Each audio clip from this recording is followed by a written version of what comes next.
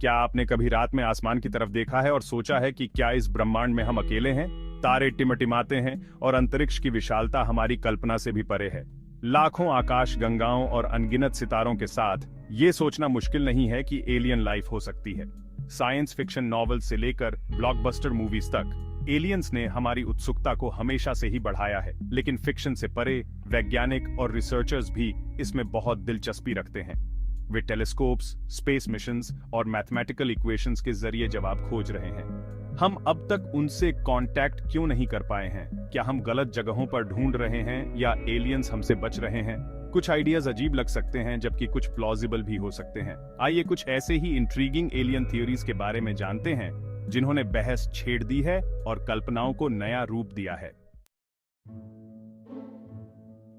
Fermi paradox Cosmos को समझने के हमारे नजरिए को चुनौती देता है। फिजिसिस्ट एनरिको फेर्मी के नाम पर यह पूछता है, अगर इतने सारे स्टार्स और प्लैनेट्स हैं तो हमने अभी तक एलियन लाइफ का कोई संकेत क्यों नहीं देखा?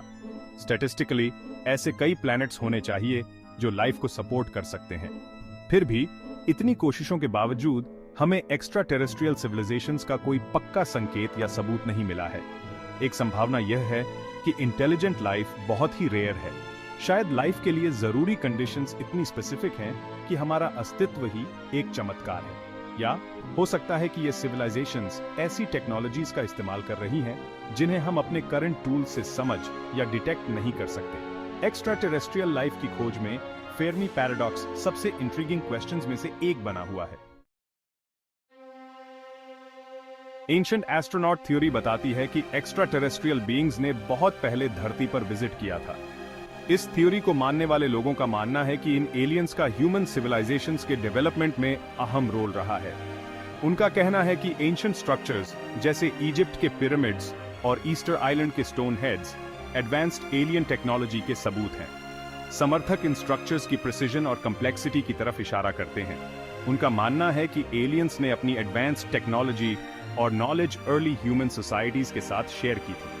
स्केप्टिक्स का तर्क है कि इन स्ट्रक्चर्स को ह्यूमन इंजेन्युइटी और एफर्ट से समझाया जा सकता है। आर्कियोलॉजिकल एविडेंस और हिस्टोरिकल रिकॉर्ड्स अक्सर इस व्यू को सपोर्ट करते हैं। स्केप्टिसिज्म के बावजूद एंशिएंट एस्ट्रोनॉट थ्योरी कई लोगों की कल्पना को मोहित करती रहती है। यह सच हो या ना हो, यह हमें अपने इतिहास को वंडर और क्यूरियोसिटी के साथ देखने के लिए इनवाइट करता है। जू हाइपोथेसिस, क्या हमें कोई देख रहा है? कल्पना कीजिए कि धरती एक विशाल जू है और हम जानवर हैं।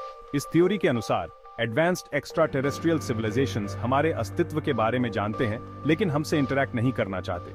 इसकी बजाय वे हमें दूर से ऑब्जर्व करते हैं, ठीक वैसे ही जैसे हम किसी जू या वाइल्ड लाइफ रिजर्व में जानवरों को ऑब्जर्व करते हैं। जू हाइपोथेसिस बताती है कि एलियंस के नॉन इंटरफियरेंस के पीछे एथिकल रीजंस हो सकती हैं।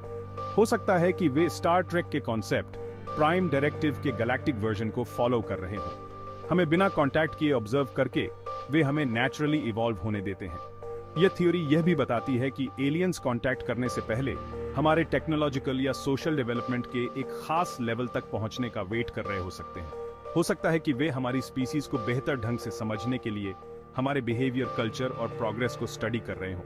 यह साइलेंट ऑब्जर्वेशन शायद इस बात को एक्सप्लेन कर सकती है कि हमने अभी तक एक्स्ट्रा टेरेस्ट्रियल लाइफ के कोई क्लियर साइंस डिटेक्ट क्यों नहीं किए हैं। यह सच हो या ना हो, यह हमें यूनिवर्स में अपनी जगह और एक बड़े इंटरस्टेलर कम्युनिटी का हिस्सा होने की संभावना पर विचार करने के लिए चैलेंज करता है।